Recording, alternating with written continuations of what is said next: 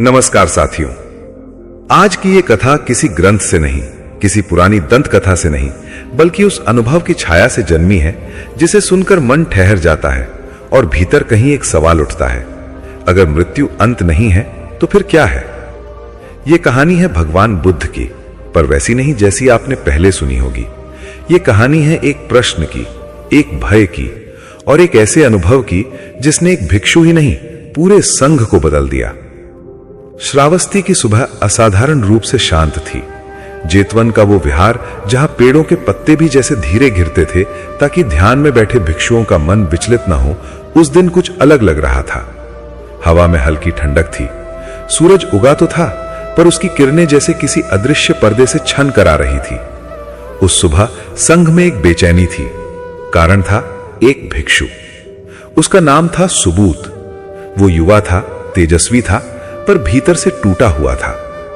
कई दिनों से वो चुप रहने लगा था। ध्यान में बैठता, पर ध्यान में डूबता नहीं, डूबता चला जाता था, जैसे कोई भीतर के अंधे कुएं में उतर रहा हो। उसने कई बार मृत्यु देखी थी, पहले अपने पिता को, फिर अपनी पत्नी को और अंत में अपने छोटे पुत्र को। हर मृत्यु ने उसके भीतर एक ही प्रश्न छोड़ा था, जो चला जाता है वो जाता कहां है। जब उसने बुद्ध के उपदेश सुने थे, अनित्य, शून्यता, चित्त प्रवाह, तो उसे लगा था कि उसे उत्तर मिल जाएगा, पर जितना सुनता उतना ही भीतर खालीपन बढ़ता। एक रात वो सो नहीं पाया। वो उठा और चंद्रमा की रोशनी में अकेला बैठा रहा। उसने अपने हाथों को देखा। उसे लगा ये शरीर भी एक दिन ठंडा हो जाएगा, ये सांस रुक जाएगी, ये मन मिट जाएगा। और उसी क्षण एक भय ने उसे जकड़ लिया। अगर सब मिट जाता है तो फिर प्रेम का क्या अर्थ, स्मृतियों का क्या अर्थ, जीवन का क्या अर्थ। अगली सुबह वो सीधे बुद्ध के पास गया। भगवान बुद्ध उस समय वृक्ष के नीचे शांत बैठे थे। उनके चारों ओर भिक्षु थे, पर उस दिन कोई प्रश्न नहीं पूछ रहा था। सुबूत धीरे धीरे आगे बढ़ा। उसके कदम भारी थे। वो बुद्ध के सामने बैठ गया, पर बोल नहीं पाया। बुद्ध ने उसे देखा। वो दृष्टि वैसी थी जैसे कोई नदी चट्टान को छू ले, बिना शोर के, पर सब बदल जाए। सुबूत, बुद्ध ने धीमे से कहा, तुम मृत्यु से भाग रहे हो या उसे खोज रहे हो? सुबूत कांप गया। उसकी आंखों से आंसू बह निकले। भगवान, मैं डरता हूं। मैंने मृत्यु को बहुत पास से देखा है और हर बार वो सब छीन लेती है। मैं जानना चाहता हूं मृत्यु के बाद क्या बचता है। वातावरण मौन हो गया। कुछ भिक्षुओं ने सांस रोक ली। यह प्रश्न नया नहीं था, पर जिस पीड़ा से पूछा गया था वो नहीं थी। बुद्ध ने उत्तर नहीं दिया। उन्होंने बस पास रखे एक सूखे पत्ते को उठाया और हवा में छोड़ दिया। पत्ता घूमता हुआ नीचे गिरा। सुबूत, बुद्ध बोले, बताओ ये पत्ता कहां गया? सुबूत ने कहा, धरती पर गिर गया भगवान। और उससे पहले? वो वृक्ष पर था। और उससे पहले? सुबूत चुप हो गया। बुद्ध मुस्कुराए, यही तुम्हारा प्रश्न है। तुम अंत को देखते हो, पर प्रवाह को नहीं। पर सुबूत संतुष्ट नहीं हुआ। उसकी आवाज भारी हो गई। भगवान, मैं दर्शन नहीं, अनुभव चाहता हूं। मैं जानना चाहता हूं मृत्यु कैसी होती है। संघ में हलचल हुई। ऐसे प्रश्न कम ही पूछे जाते थे। बुद्ध ने गहरी सांस ली। उनकी आंखें दूर कहीं टिक गई, जैसे वे किसी अदृश्य क्षण को देख रहे हों। फिर उन्होंने कहा, ठीक है सुबूत, तुम देखना चाहते हो मृत्यु को, तो तैयार हो जाओ, क्योंकि जो मृत्यु को देखता है वो पहले स्वयं टूटता है। यह सुनकर सुबूत का शरीर सिहर उठा, पर उसने सिर झुका दिया। मैं तैयार हूं भगवान। उस दिन बुद्ध ने कोई प्रवचन नहीं दिया। उन्होंने संघ को मौन रहने का आदेश दिया। पूरा जेतवन जैसे किसी अदृश्य प्रतीक्षा में ठहर गया। संध्या होते होते आकाश लाल हो गया और तभी एक घटना घटी। एक वृद्ध भिक्षु, जिनका नाम था वचस्पति, अचानक गिर पड़े। वे लंबे समय से बीमार थे, पर उस दिन उनकी सांस बहुत धीमी हो गई। भिक्षु घबरा गए। किसी ने पानी लाया, किसी ने मंत्र पढ़े, पर बुद्ध शांत बैठे रहे। उन्होंने बस कहा, उन्हें यहां लाओ। वचस्पति को बुद्ध के सामने लिटाया गया। उनकी आंखें आधी खुली थी, सांस टूट टूट कर आ रही थी। सुबूत ये सब देख रहा था। उसका हृदय जोर से धड़क रहा था। उसे लगा, यही है वो क्षण, यही है मृत्यु। बुद्ध ने धीरे से वचस्पति का हाथ पकड़ा। भिक्षु, उन्होंने कहा, क्या तुम सुन रहे हो? वचस्पति ने हल्का सिर हिलाया। डरो मत, बुद्ध बोले, तुम जा नहीं रहे, तुम लौट रहे हो। सुबोध के भीतर कुछ टूटने लगा। लौटना, मृत्यु लौटना कैसे हो सकती है? बुद्ध ने सभी भिक्षुओं को आंखें बंद करने को कहा। आज कोई शोक नहीं करेगा, आज हम मृत्यु को देखेंगे। जेतवन में पूर्ण मौन छा गया। सिर्फ एक आवाज थी, धीमी टूटती हुई सांस की। सुबोध का मन भागना चाहता था, पर वो बैठा रहा। उसने पहली बार मृत्यु से भागने के बजाय उसे देखने का निर्णय लिया। बुद्ध की आवाज फिर गूंजी, धीमी पर स्पष्ट। देखो इस शरीर को, यह मिट्टी से बना है, मिट्टी में लौटेगा। देखो इस सांस को, यह आकाश से आई है, आकाश में जाएगी। देखो इस मन को, यह स्मृतियों का जाल है, अभी खुल जाएगा। सुबोध के भीतर कंपन होने लगा। उसे अपने पिता याद आए, पत्नी, पुत्र। उसे लगा सब फिर से मर रहे हैं। वो रोना चाहता था, पर तभी बुद्ध की आवाज और गहरी हो गई। सुबोध, देखो, पकड़ो मत। सुबोध चौंक गया। उसने आंखें खोली। बुद्ध सीधे उसे देख रहे थे। तुम मृत्यु को नहीं देख पा रहे क्योंकि तुम उसे अपना बना रहे हो। तभी वचस्पति की सांस और धीमी हो गई। एक लंबा अंतराल, फिर एक हल्की सांस, फिर मौन। सब कुछ रुक गया, पत्ते भी, हवा भी, समय भी। और उसी क्षण कुछ अजीब हुआ। वातावरण भारी नहीं हुआ, बल्कि हल्का हो गया, जैसे कोई अदृश्य भार हट गया हो। सुबोध स्तब्ध था। उसे लगा था मृत्यु अंधकार लाएगी, पर यहां तो एक अजीब शांति थी, एक गहरी, स्पर्श करने योग्य शांति। क्या तुमने देखा? बुद्ध ने पूछा। सुबोध की आवाज कांप रही थी। भगवान, कुछ चला गया, पर कुछ बचा भी है। बुद्ध मुस्कुराए। यही द्वार है। कौन सा द्वार? सुबोध ने पूछा। भ्रम और सत्य के बीच का। रात गहरी हो गई। भिक्षु अपने कक्षों में लौट गए, पर सुबोध सो नहीं पाया। वो उसी स्थान पर बैठा रहा जहां वचस्पति ने अंतिम सांस ली थी। वो जमीन को देख रहा था। उसे लगा यहीं मृत्यु हुई थी, पर फिर उसने महसूस किया मृत्यु कहीं दिखाई नहीं दे रही। ना कोई निशान, ना कोई छाया, सिर्फ मौन। और उसी मौन में एक प्रश्न फिर उठा, अगर मृत्यु दिखाई नहीं देती तो क्या वो सच में है? अचानक उसे पीछे से कदमों की आहट सुनाई दी। वो मुड़ा। बुद्ध खड़े थे, अकेले। चंद्रमा की रोशनी उनके चारों ओर जैसे आभा बना रही थी। तुम अभी भी खोज रहे हो? बुद्ध बोले।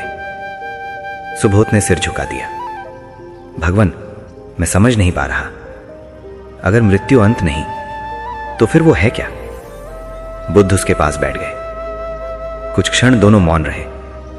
फिर बुद्ध ने पूछा, सुबोध, जब तुम नदी देखते हो, क्या तुम कहते हो कि यह वही पानी है जो कल था?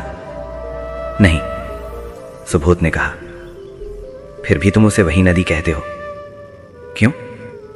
सुबोध सोच में पड़ गया। क्योंकि उसका प्रवाह जारी है। बुद्ध मुस्कुराए। और यही जीवन है, और यही मृत्यु। पर उसी क्षण कहानी में एक मोड़ आया।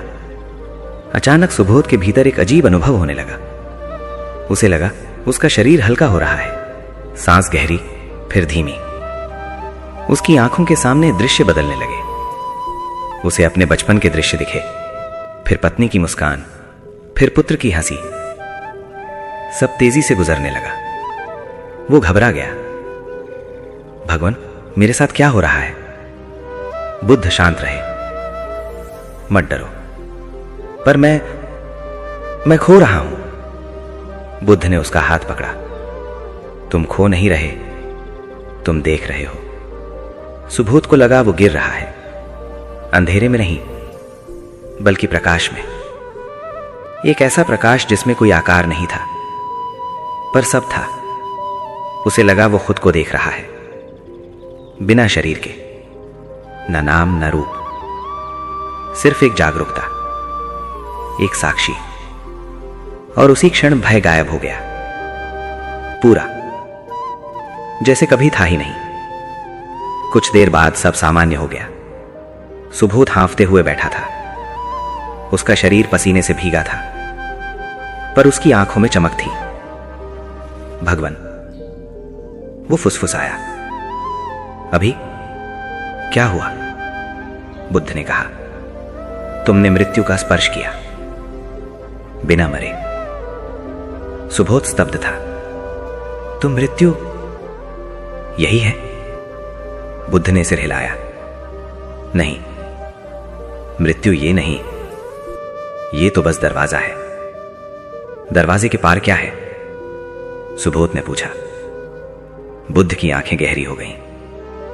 उन्होंने धीरे से कहा, जो कभी जन्मा ही नहीं, वो कैसे मरेगा?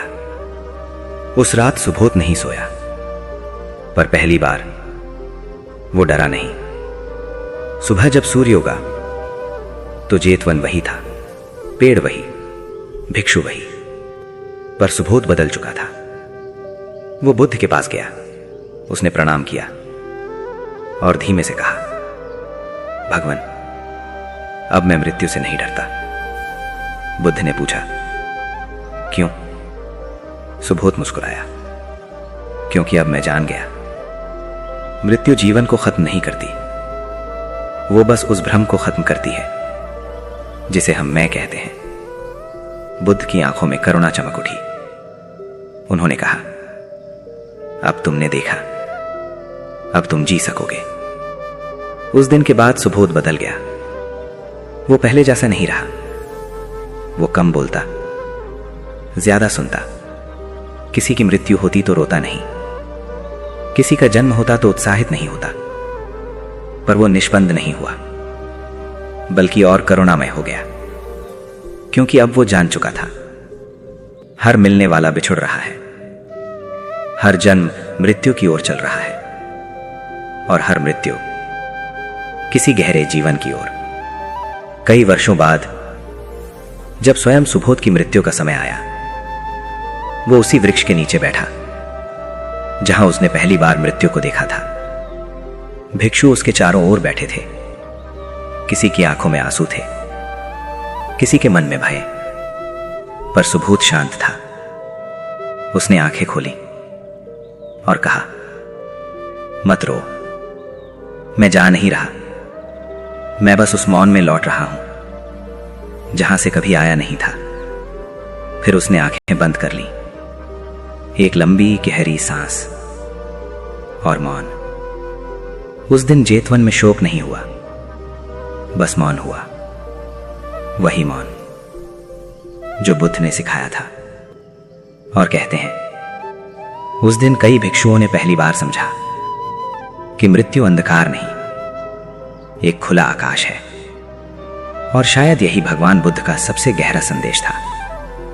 मृत्यु को मत हराओ, उसे समझो, क्योंकि जो मृत्यु को समझ लेता है उसे जीवन पहली बार दिखता है, और जो जीवन को देख लेता है उसके लिए फिर न जन्म भय है न मृत्यु, सिर्फ एक प्रवाह है, शांत, अनंत, अडिग।